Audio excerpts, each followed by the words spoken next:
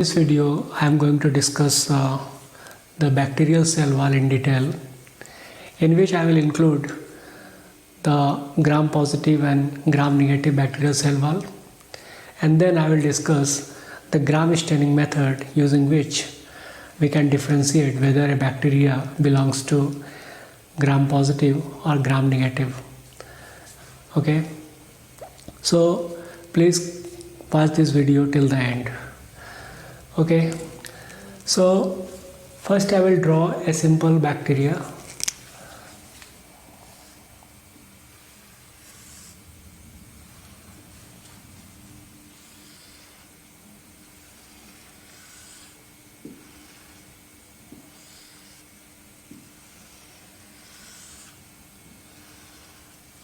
I am not drawing anything inside the cytoplasm because the focus of this lecture is to discuss the cell wall. Now, if you look at this bacteria, the innermost layer is plasma membrane. Then the middle one is cell wall. And the outermost is glycocalyx. So, these three together are called cell envelope.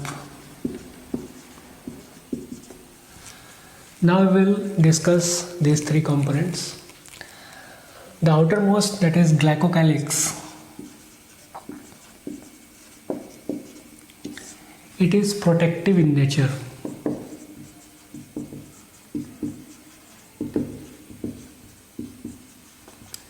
Meaning it protects bacteria from water loss and nutrient loss. Now this glycocalyx can be of two types.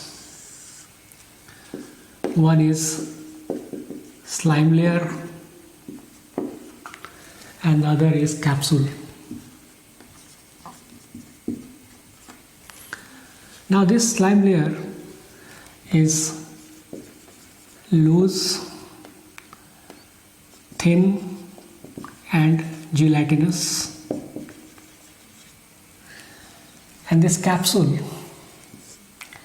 is thick and rigid. Okay, now slime layer is made up of polysaccharides,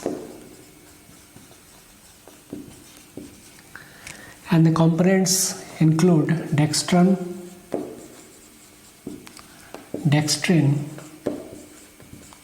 and levin. In case of capsule, it has also polysaccharides, that is dextrin,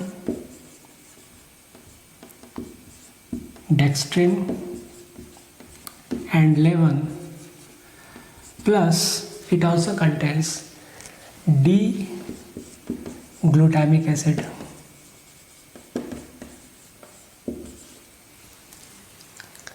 So this glycocalyx is of two types, slime layer and capsule.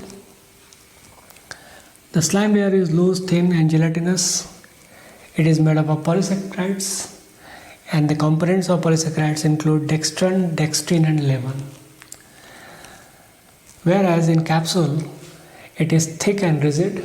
It is made up of polysaccharides, dextrin and levin, plus amino acid, D-glutamic acid.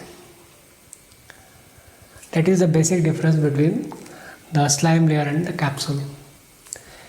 And it has been found that capsulated condition is more common in gram-negative bacteria. So it's very important, note, capsulated condition is more common in gram-negative bacteria.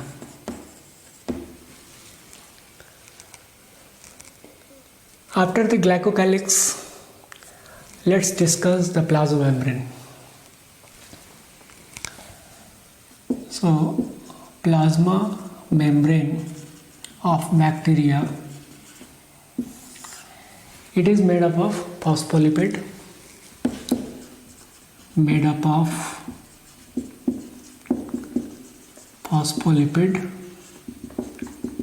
meaning it is a true membrane. Any membrane which is made up of phospholipid, we call it as true membrane. So true membrane is present in bacteria. Now it shows fluid nature. The membrane shows fluid nature. Higher the fluidity, more will be the permeability.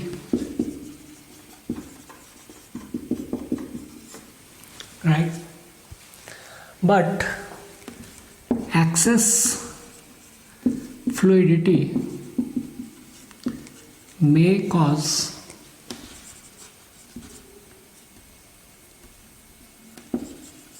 membrane damage. If there is excess fluidity, the membrane can be damaged. Now, in order to prevent this damage, there is a substance which is attached to the tail part of the membrane. So I just draw a simple diagram of the membrane.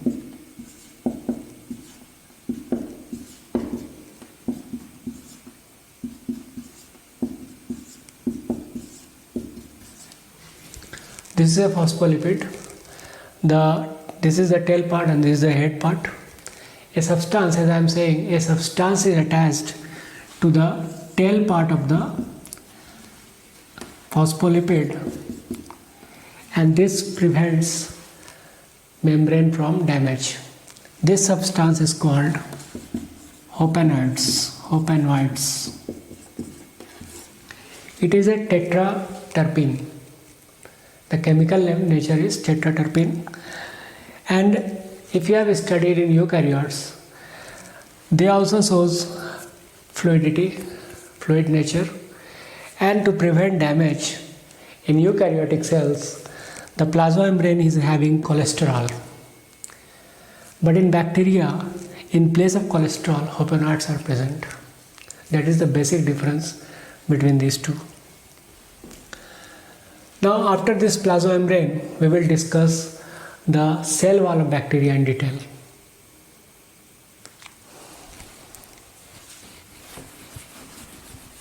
The bacterial cell wall is made up of peptidoglycan.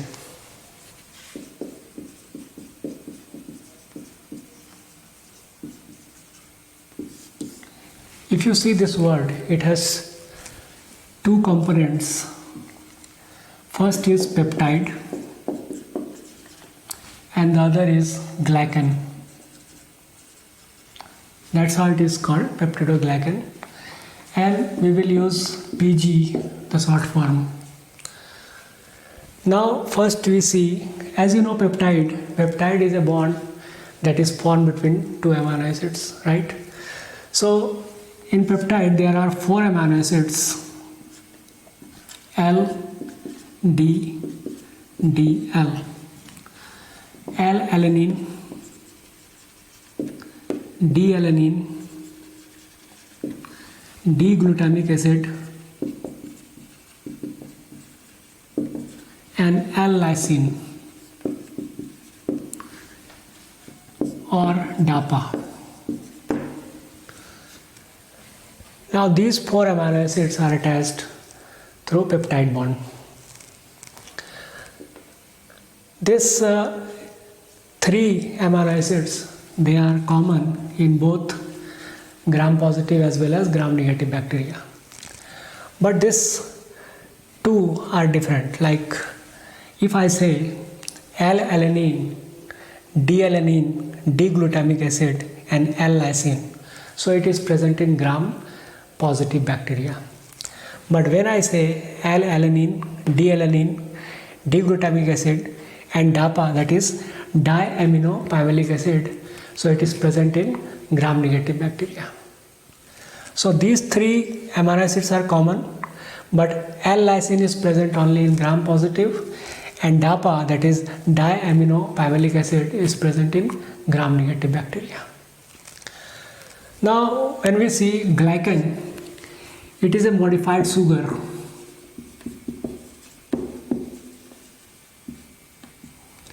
And it is of two types.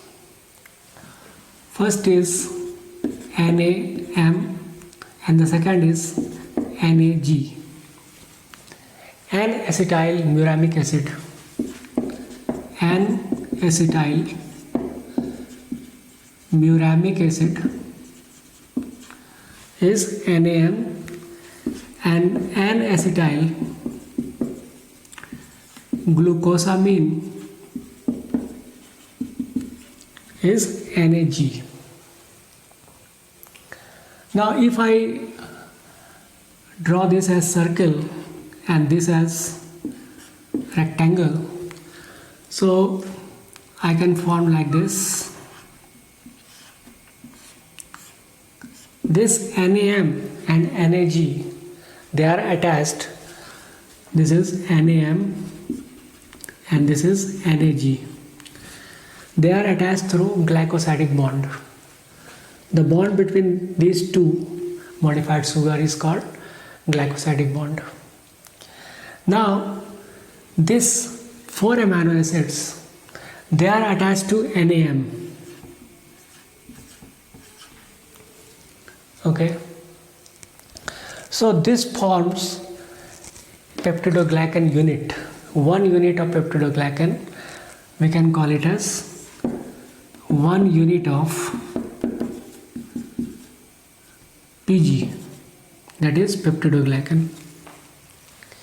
Now we will see how this unit is attached in the membrane. What is the arrangement of this unit in gram positive as well as in gram negative bacteria.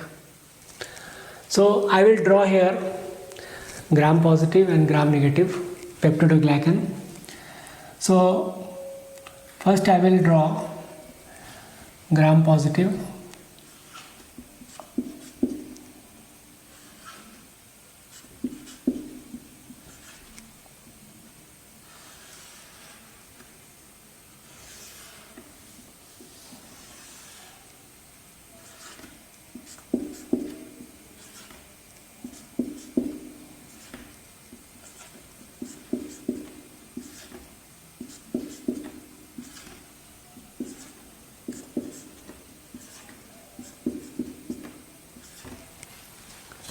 So there is an alternate NAM and NAG. This is NAM, this is NAG, and so on.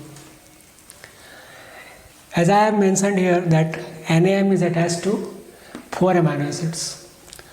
So I will attach here 1, 2, 3, 4 amino acids. Here also 1, 2, 3, 4. Here also 1, 2, 3, 4.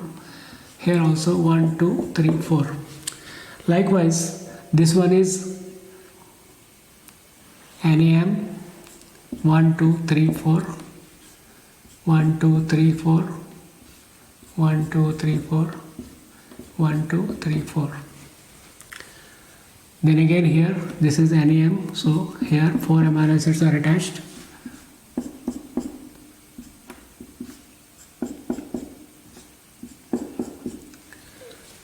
Now these 4 amino acids, in every NAM is cross-linked by a pentapeptide. This one also 1, 2, 3, 4, 5. Likewise here.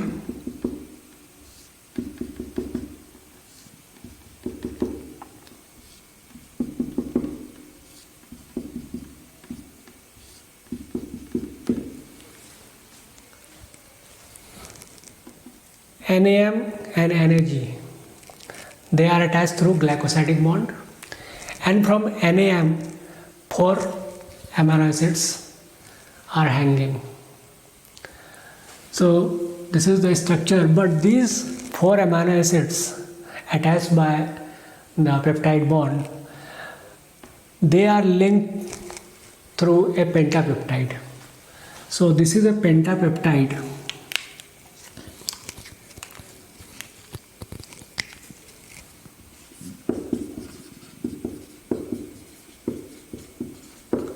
And this one is tetrapeptide, right? So this tetrapeptide amino acids are attached through a cross link, that is pentapeptide. This is the peptidoglycan of gram-positive bacteria. Now we will see this arrangement in gram-negative bacteria, how this arrangement is there. So again we draw this.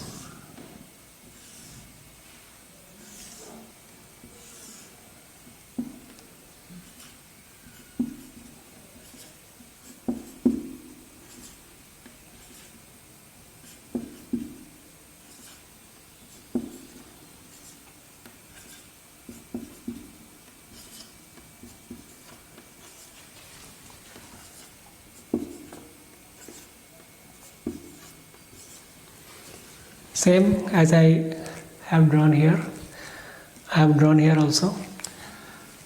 This is NAM, the circular one. So the tetrapeptide will hang from there. But here there is a difference. This tetrapeptide are attached to the other tetrapeptide, and there is no pentapeptide. Means here in this case, gram positive case, the two tetrapeptides are attached by a pentapeptide. But in gram negative bacteria, two tetrapeptides are attached by themselves. Now this one,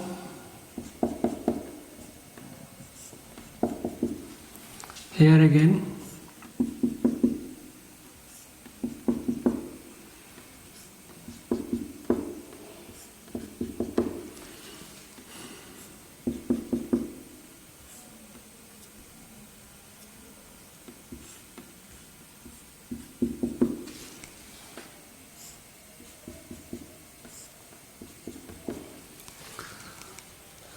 like this. So you can see the basic difference between these. This is gram positive, this is gram negative. The arrangement of peptidoglycan in gram positive and gram negative bacteria is that in gram positive more linkages are present, but here you can see very few linkages are present. Here the tetrapeptide are joined indirectly. They are not directly attached because they are attached by pentapeptide. But in gram negative bacteria there is direct linkage. Means these tetrapeptides are attached by themselves. There is no pentapeptide, right? And you can see more networks are formed in gram positive and less networks are formed in gram negative bacteria. Now I just want to give you a very important information. You all have heard that in our body one enzyme, that is lysozyme, it's a bactericidal, right? It is also present in our tears. So lysozyme can kill both gram positive and gram negative bacteria. Now what is the action? I mean, how does it kill the bacteria? So lysozyme breaks the glycosidic bond. As I mentioned, this is the one peptide, peptidoglycan unit, and these two, NAM and NAG, they are attached by glycosidic bond. Now this lysozyme attacks this glycosidic bond. So once it breaks the glycosidic bond, this NAM and NAG will separate. and as a result the whole peptidoglycan will break. It means the bacterial cell wall will damage. Once the bacterial cell wall is damaged, the bacteria will die, because without cell wall bacteria cannot survive. So this lysozyme, since this glycosidic bond is present in both gram positive and gram negative bacteria, so this lysozyme works on both kinds of bacteria. Now let's talk about penicillin. Penicillin, as we all know, that this is the first antibiotic to be discovered by Alexander Fleming in 1959, right? Now how this penicillin works on bacteria? Penicillin disrupts the formation of pentapeptide. It does not allow the formation of pentapeptide. And you can see that pentapeptide is only present in gram positive bacteria. Once this pentapeptide is not formed, the cross linkage will not form, and as a result the peptidoglycan will disrupt. It means penicillin can only kill gram positive bacteria and it cannot kill gram negative bacteria, because in gram negative bacteria there is no pentapeptide, there is no cross link, right? That is the basic difference between these two, lysozyme and penicillin. You are always asked questions related to lysozyme and penicillin, and it is very interesting as well as informative. Now we will discuss the overall difference between gram positive and gram negative bacteria. I have here drawn the structure of gram positive bacteria and gram negative bacteria. So let's discuss the difference between these two, the cell wall of these two. If you see this structure, it has plasma membrane in gram positive bacteria. In gram negative bacteria there is also plasma membrane. So this structure is same in both. But if you see the peptidoglycan, it is very thick, and peptidoglycan in gram negative bacteria is very thin. So 80% of the thickness is contributed by peptidoglycan in gram positive bacteria, but in gram negative bacteria only 3 to 12% is contributed. Now if you see, we have already discussed the difference between the peptidoglycan of both gram positive and gram negative bacteria, so we will not discuss again. But if you see the top, there are hair like structure called teichoic acid, and in gram negative bacteria teichoic acid is absent. Instead there is lipopolysaccharide. So in gram negative bacteria 2 layers are present, we can call it as bilayer, but in gram negative and gram positive bacteria only 1 layer is present. So we can also call it as homogeneous in nature,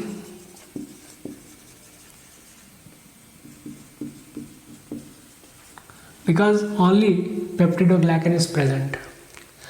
But in case of gram negative bacteria, peptidoglycan plus lipopolysaccharides are present, so we can call it as heterogeneous in nature.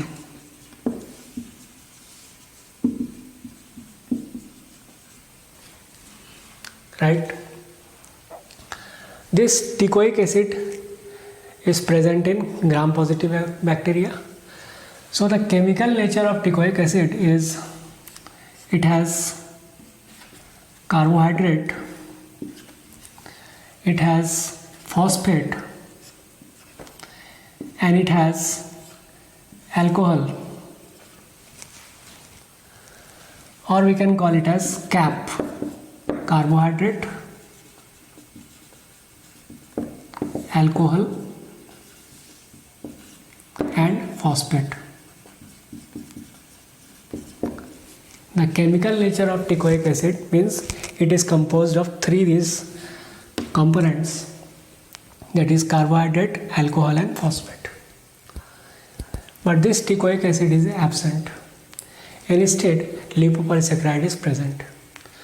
This teichoic acid acts as surface antigen.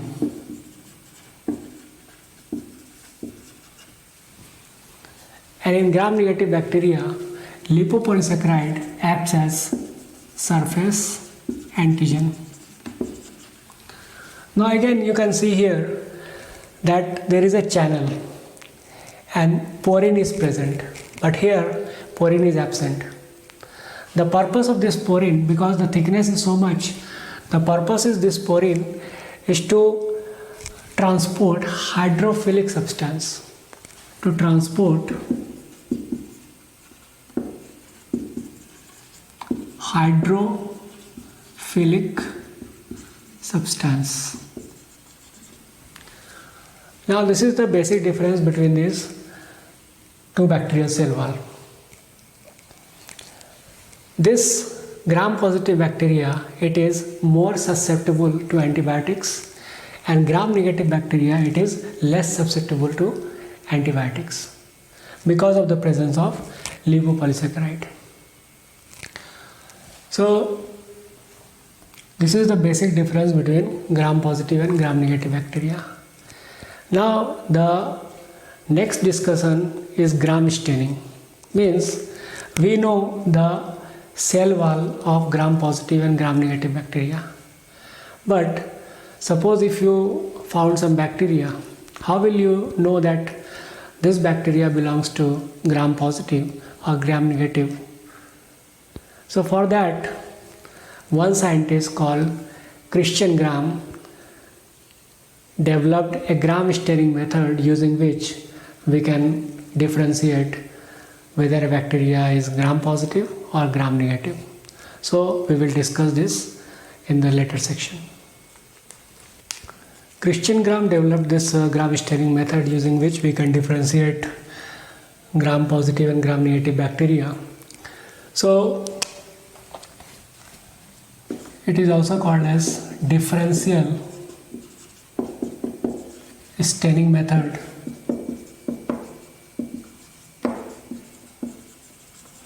Developed by Christian Gram.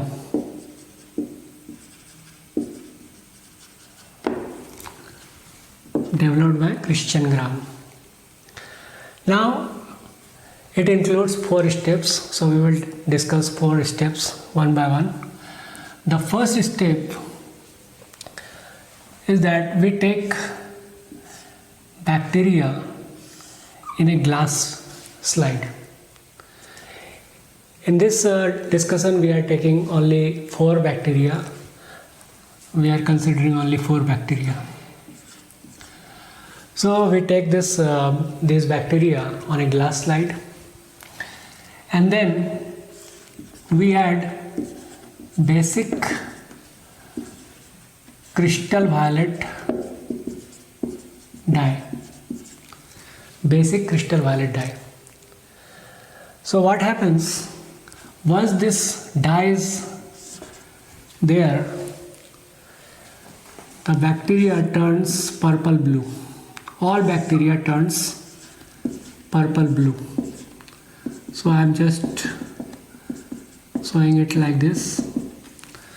These are purple blue. Very simple. We took a glass slide, we put bacteria, then we stained with basic crystal violet dye, and this bacteria turned purple blue. Now in the second step, this purple blue bacteria on the glass slide is added with 0.5% iodine solution. Once we add 0.5% iodine solution, no changes occurs. Means the glass slide containing bacteria, it is still purple blue. Okay, the bacteria in the glass slide is still purple blue. Now in the third step, we do de-staining, means we want to remove this stain caused by the crystal violet dye. For that we use alcohol. So we take this slide having 4 bacteria, crystal violet. Now we add alcohol. After putting alcohol, which is a de-staining chemical, we see that some bacteria is de-stained but others remained as purple blue. For example, this bacteria and this bacteria remained purple blue, but these two de-stained. Now in the fourth step, to make it more visible, we use safranin dye. So what we take this glass slide having 4 bacteria with 2 stained and 2 de-stained, and add safranin. So what happens? Out of 4, the 2 bacteria turns pink and the 2 bacteria remained as purple blue. So though here the one that is de-stained, we call it as gram negative. The one that did not de-stain, we call it as gram positive. Now this pink one is gram negative and this purple blue is gram positive. So this way we can differentiate between these 2 bacteria. The one that is de-stained is called gram negative, and that the bacteria that could not de-stain, we call it as gram positive bacteria.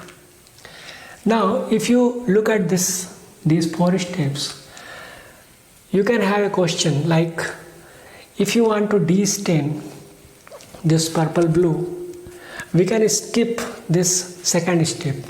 Means we can skip this 0.5% iodine solution, the addition of 0.5% iodine solution. Why not directly de-stain using alcohol from the first to the third step? We can skip this second step. But second step is very important. Without second step, we cannot differentiate between gram positive and gram negative bacteria. Now what happens?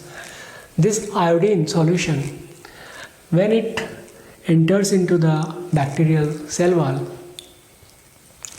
it forms a crystal violet iodine complex. Means it forms a complex with the crystal violet dye. And as you know, in gram positive bacteria, since the network is so dense, so this crystal violet iodine complex is spread in the whole network.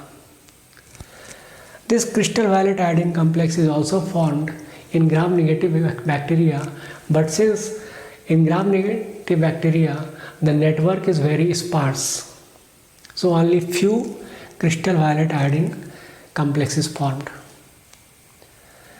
Now once alcohol is added, the crystal violet iodine complex formed in gram negative bacteria is washed off directly. But since in gram positive bacteria the crystal violet iodine complex is spread in the whole network, that cannot be washed off. That's why the color in the gram positive bacteria, that is crystal violet, is retained, and in gram negative bacteria it is not retained. Now, if I ask you one question, what if we would not use this iodine solution? We would just go to the third step. What would happen? If we go directly from the first to the third step, no bacteria would de-stain. All 4 bacteria would remain as crystal violet, that is purple blue in color. Why? Because crystal violet dye,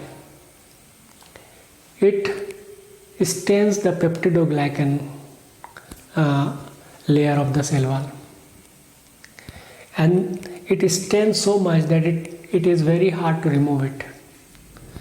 But once we add iodine solution and the complex is formed, that complex is washed off directly from the gram-negative bacteria. But if that complex was not formed, the crystal violet dye cannot be removed because it stains very tightly, it stains very much to the peptidoglycan layer. So this iodine solution, addition of iodine solution is very important for this gram staining method.